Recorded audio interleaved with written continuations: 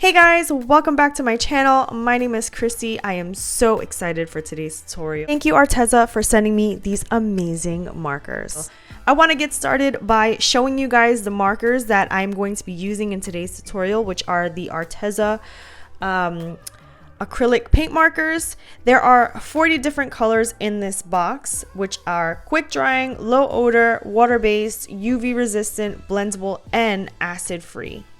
The great thing about these markers are that they also come with replaceable tips, so you can replace the tips whenever they get dry or you notice that they're not working as well. Let's open this bad boy up and show you guys what's inside. So included are the 40 different colors, like I stated before, a black plastic tweezer, and then here are your 2 bags of additional replaceable tips. You're going to notice that the tips are double-sided, which is really awesome. One side is angled and one side is pointy. So you could go ahead and choose which side you want to work with.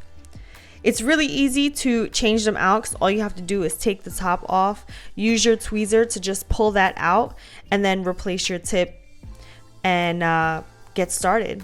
You want to make sure that before you use your markers, you shake them up really well. And like I'm showing you guys here how the tip goes in, that's how you're going to prime your marker. I'm really excited to showcase these markers for you guys. I really wanted to try them out, and I'm gonna just let you guys know that I love them. I'm really excited, and I can't wait to show you how I use them for this tumbler. Right now I'm showing you guys the colors that I'm using for today's tutorial, which is that neon orange, neon green, purple, and space black. All right, so without further ado, let's hop in to this tutorial. All right guys, so you can see here that we are getting started with our tumbler already prepped. I went ahead, sanded it, washed it, and prepped it with a flat white spray paint. I'm prepping my marker or priming my marker by bouncing it up and down, pressing that tip in. That's how you're going to be able to pull that acrylic paint down into the felt tip of that marker. Do not forget that before you do this part, you do have to shake up your marker really well. When you shake it up, you're going to hear a little ball inside shaking, so just make sure that you do that before you start priming. You're going to notice that the paint is starting to fill on the tip, and once we've got that filled up, we're ready to go. The next thing I'm going to start doing is mapping out my swirl, and I'm doing that by creating little dots around the tumbler in a swirl pattern of where I want my line to be. So I decided to go in with the black first. You guys already know by the cover and the title of this tutorial that I am going for a Halloween colored tie-dye look. So that's why I decided to go with the black, orange, green, and purple. I really wanted the black to be the first color that I went in with and the lighter colors to go in after. I felt that that would be the easiest way to get these colors to blend in. So you can see here that I'm just mapping out the entire tumbler of where I want that swirl to be, and that's just our guideline of how we're gonna get started with this. Once I'm done with the lines, we're gonna begin creating our stroke lines. I've had this design in my mind for quite a while now, and I'm really excited to get this video out for you guys and show you how it's done. First thing we are going to do now is begin with our little strokes of line with the black. And I'm kind of using the tip of this angled felt tip to create those strokes. And I'm making them really thin and really short right now. And I'm just going to warn you guys that this type of tumbler does take quite a while. The whole tumbler in total took me about an hour to get all of the colors and all of the lines blended to where I was satisfied with how it looked. And then the other steps of the tumbler was an additional time. So you want to really make sure that you're working on this tumbler and you're satisfied with the end result. and it's going to be a lot of back and forth with the strokes and blending and going back and forth between all the different colors. So right now I'm kind of just putting down the base of my hairline strokes, and I'm going to be speeding up a lot of this video for you guys because I wanted to make it as short but straightforward as possible. Definitely try to watch all the way through as I show you guys how I'm placing my hairline strokes. Like I said, this is just the base for the lines, and you can see that I'm kind of going back and forth, and my strokes are not all linear, so they're not going down in the same direction. I'm kind of zigzagging them, angling them, overlapping them to make them really blend in and look like hairline strokes. That's the only way, the best way that I can really explain how I'm creating these lines. And we're going to continue to go back and forth between all the different colors, creating more and more lines, making more and more of a blend. So I'm going to stay on the black for a little while, and then the next color we're going to go in with is the purple. So keep on watching, see how I do this. Like I said, I did speed this up for you guys, and you can see here that I'm kind of just going in with lines just to prepare myself for where those colors are going to be. The next color I'm going in with is the purple, and you're going to start on top of the black. Now I'm trying to place my lines in between those strokes and kind of like on top of them, again, to blend in those lines. And you can see that I'm just going back and forth, making lines in between the black lines. And then again, we're going to go back through there to kind of fill in those spaces. Right now, the lines are kind of spaced out. You know, there's a lot of white showing through, but it's not really that big of a deal because if you look at a regular tie-dye shirt or any tie-dye apparel, you'll notice that the shirt or the white does show through. So I personally am not trying to get a full coverage tie-dye cut. I do want some of the white to show through because in my opinion it looks more authentic like a tie-dye shirt would. So you can just continue to watch and see how I'm placing those strokes. We're actually starting with the green now, and again we're going now on top of where that purple was, and I'm starting to fill in the green in between those purple lines. And we're just going to go all around the tumbler like we did with those previous two colors. After the green, we're going to go in with the orange and show you guys how I add those orange lines as well. And you can see I'm just going all around on top of those purple lines and in between. So now we're going in with the orange, again doing the same exact thing. And like I said, if you notice right now, a lot of the lines are still spaced out. There's not a lot of coverage, but we will go back in and continue to blend and go back in with those other colors like the black, the purple, and the green to just continue to build color and coverage. One thing I really love about these acrylic paint markers is that not only are they in fact blendable, but they're also buildable. So if the colors aren't as opaque, like a lot of the neon colors tend to be more translucent, the great thing about that is that you can go over them and create more of an opaque color. So that is definitely what I need to do with the green and the orange, and you can see exactly how I do that. So I hope this video isn't moving too fast for you guys. Like I said before, I didn't want to make the video too long, but I did include all of the important clips that I thought were the most important. Again, it's pretty much the same thing all around the entire tumbler, but it is important to watch all the way through so you can see how I blend all those colors in. Now I'm actually going in with the black and building up that black and filling in more of that white space.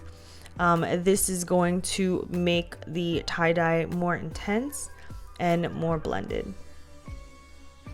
So if you remember in the beginning of this tutorial, when I started with the black first, I made those hairline strokes really small.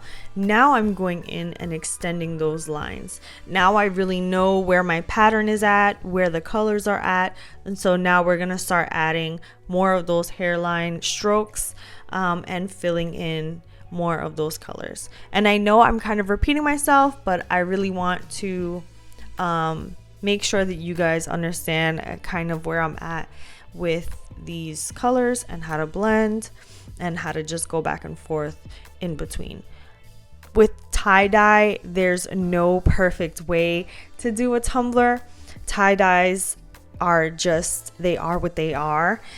They kind of create their own flow and their own look, which is what is really fun, because if you look at a lot of the tumbler tutorials out there and tie-dye tumblers, they are all so different and unique to the maker, as well as from just one tumbler to the next, even within the same maker, like, you know, if if that makes any sense. Anyways, I noticed that a lot of people are intimidated by these tie-dye cups, and I'm here to tell you that they are so super easy, especially when you're using paint markers like this, where it's the paint is already in the marker and you don't have to fuss with tubes of paint and paint brushes. You pretty much have everything ready to go, and it just makes it so easy. So now we're going in and blending all of those colors. You can see all the colors I'm going in with, and this is what we have now. I am so excited with how it turned out. Again, you can still see some of the white from the tumbler underneath, but I like it that way. You can choose to go in a little bit darker if you want, or you can leave it as is. Next thing I am going to do is mix up the resin and of course add some silver moon dust. I love me some silver moon dust. This is gonna add that beautiful shimmer over those acrylic paints, because I can't do a tumbler without glitter. So whenever you have a flat tumbler, you're using acrylic paint or you're using alcohol inks and you want to give it a little bit of shimmer, silver moon dust is the way to go. So I am adding that mixture all over the tumbler, and the resin I decided to use for this is the ultra clear fast set. You guys know I love my ultra clear fast set. This is going to be cured to the touch in 2 hours and fully cured in 24. Once that is completely set, we're gonna go into the beautiful design, and I'm excited to show you guys how I applied that awesome design. And everything we're using in today's tutorial will be listed in the description down below. Little Mombi was printed on white water slide paper. If you want to see how I print those out, let me know and I'll do another video showing you guys how I print them and seal them. The vinyl that we're using, the holographic vinyl, is by Arteza as well. And then I have a black, just regular Oracle 651 vinyl design. If you guys want to see how I created that little dot on the side there to kind of help me line up my words, then let me know, because I can also make a separate video for that. I was trying to create more of a shadow and less of an offset for this vinyl design. This was actually purchased on Etsy, so the link for that image, it's the Mombi and also the Momster with the words, will be listed in the description down below. I purchased that whole entire file on Etsy. Once your vinyl design is ready to go, once your water slide image is ready to go, and your tumbler is fully cured, we're gonna go ahead and apply that to the tumbler. So you can see I have my plastic basin of water. You want to use lukewarm water for your water slide, and just gonna leave that in there for a couple seconds to a minute. I like to always wet the surface of my tumbler as well to help with the application of my water slide. And once the water slide is ready, you'll know that it's just easily going to slide off that backing. So once it's ready to apply to the tumbler, you do want to be careful, especially if you're using this image. So you're going to notice that the image has little bolts on the side of her head and they're really thin, but you want to make sure that you go in with a really nice thick coat of clear sealer. So I actually like to use the Krylon clear sealer. I do about 1 to 2 good coats of that. Let that fully dry and then go over that with a Plasti Dip clear sealant. Again, if you want to see that whole process, then let me know.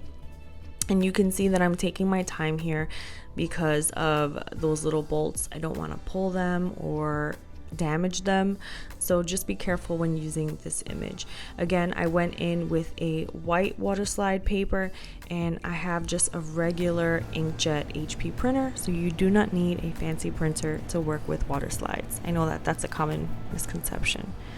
We're gonna go in with our vinyl design. Make sure that if you're going straight in after the water slide, that you do not apply your vinyl on top of the water slide, because when you're pulling off that contact sheet, you will pull off your water slide.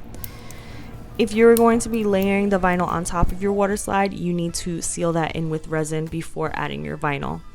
Because I went in just right under it, I didn't have to do that. Once you've let that dry and cure for like 2 hours, then you can go in with your final coat of resin, and that's what I'm doing right now.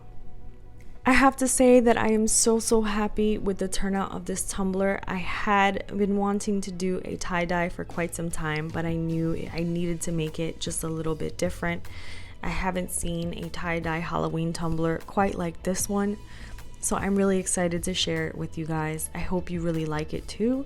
Let me know in the comments what you thought of today's tutorial and if you're gonna attempt to do one like this. So guys, do not forget to like this video, subscribe to my channel, and turn on that notification bell so that you can be alerted every time we upload a brand new video. Get social with me, join my Facebook group, follow me on Instagram, TikTok, and Pinterest, and I will see you in our next video.